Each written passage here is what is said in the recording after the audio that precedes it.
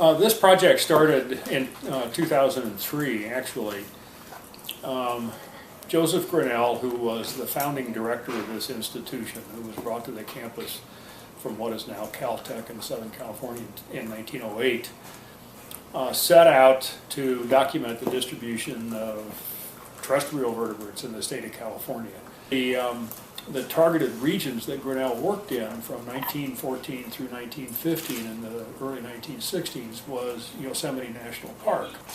And so I contacted biologists in Yosemite National Park, all of whom had gotten their degrees here and had taken my courses, and we decided to go back and revisit all of these so-called Grinnell sites in Yosemite National Park and on both sides of the park. As a result of these resurveys in Yosemite, the species that showed the biggest change in its range is this Alpine chipmunk, which is what the paper that the press release was about.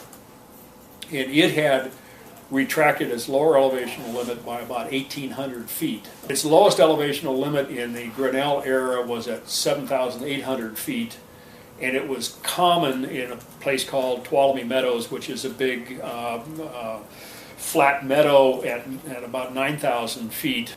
So this chipmunk was common at those elevations in the Grinnell era. But it can't be found there today. We had to get up to 9,600 feet before we found this species. Emily Rubich, this is her work. Okay, so there are two hypotheses that she denoted. One is, as you reduce population numbers, you stand a likelihood of losing genetic diversity.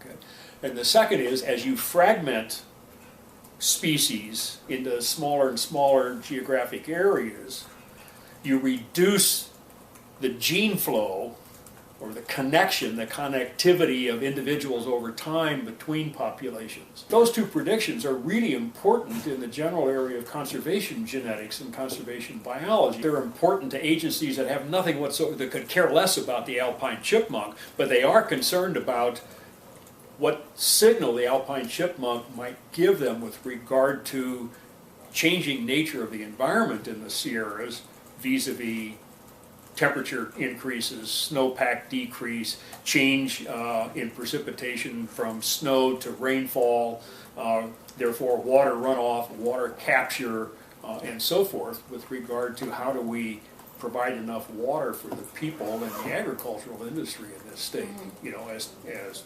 years go forward.